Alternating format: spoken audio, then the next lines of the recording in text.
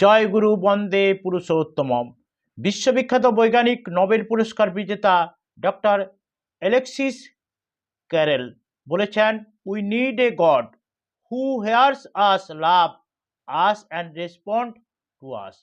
প্রত্যেক জীবনেই, মানুষের জীবনে এরকম একজন জীবন্ত ভগবান, আদর্শ এবং গুরুর প্রয়োজন, যিনি আমাদের মতো তুচ্ছ মানুষকে প্রকৃত মানুষ হবার পথ দেখাবেন। শ্রী শ্রী ঠাকুর অনুকূল আমার জীবনে গন্তব্যস্থলে পৌঁছাবার জন্য একটি রাজপথ তৈরি করে গেছেন, সেই হচ্ছে আচার্য পরম্পরা।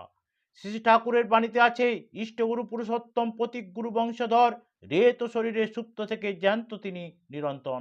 তাই আমরা আচার্যদেবের মধ্যেই শ্রী শ্রী ঠাকুরকে অনুভব করতে পারি। আমরা দেওঘর ঠাকুর বাড়ি গেলেই একটা আনন্দ অনুভূতি লাভ করি। সেখানে পৌঁছালেই আমাদের সব দুঃখ জ্বালা যন্ত্রণা ভুলে গিয়ে একটা আলাদা জগতে প্রবেশ করি। শ্রী শ্রী ঠাকুর অনুকূলিত এমন এক জীবন্ত বিগ্রহ, যার জ্যোতির্ময় সত্তার মধুর স্পর্শে লক্ষ লক্ষ মানুষ দিশাহারি জীবনে পেয়েছে দিশা, শোকে পেয়েছে সান্ত্বনা, চিন্তাকুল চিত্তে পেয়েছে শান্তি, সর্বোপরি পেয়েছে আনন্দ অনুভূতি, যা লক্ষ লক্ষ ব্যর্থ জীবনকে নতুন করে বাঁচার পথ দেখিয়েছে, নতুন করে জীবন সার্থক করার স্বপ্ন দেখিয়েছে। বর্তমান আচার্যদেবের মধ্যে শ্রী শ্রী ঠাকুর যে রেত ধারায় বিরাজ করছেন তা স্পষ্ট অনুভব করা যায়। শ্রী শ্রী দাদা বলে গেছেন, বাবাই হচ্ছে বাকসিদ্ধ পুরুষ।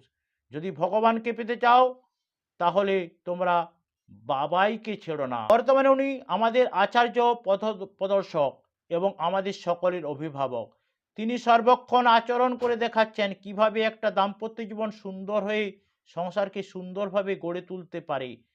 এই রকম একজন ওয়ার্ল্ড টিচার বা জীবন্ত আদর্শ কোথায় পাবো?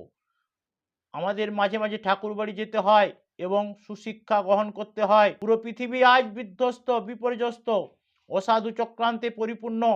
কোনো নিয়ম নেই, শৃঙ্খলা নেই, ভালোবাসা নেই, শ্রদ্ধা নেই, সম্মান নেই, নেই যা এর রাজত্বে বাস করছি। কিন্তু আমাদের দেওঘর ঠাকুর বাড়ি গেলে মনে হয় আমরা একটা স্বর্গরাজ্যে এসে পৌঁছেছি। সেখানে নিয়ম আছে, শৃঙ্খলা আছে, সময়ানুবর্তিতা আছে, ভালোবাসা আছে। একটা জয়গুরু বলাতেই একে অপরের প্রতি আপনত্ব ভাব জন্মায়, একটা ভালোবাসার অমোঘ টান গজিয়ে ওঠে। আচার্যদেব তো সব সময় ভালোবাসার কথাই বলে চলেছেন। সেখানে কোনো নঙর্থক ভাব বা নেগেটিভ নেই, হিংসা নেই, দোলাদলি নেই, কেবল ভালোবাসার ভালোবাসা, যার জন্য একটু সময় পেলে মানুষ দৌড়ে দৌড়ে সেখানে যাবার চেষ্টা করে। বর্তমান আচার্যদেবের সংস্পর্শে এসে আমাদের জীবনে অসংখ্য দয়ার অধিকারী হয়েছি। শ্রী ঠাকুরের দয়া এবং বর্তমান আচার্যদেবের আশীর্বাদ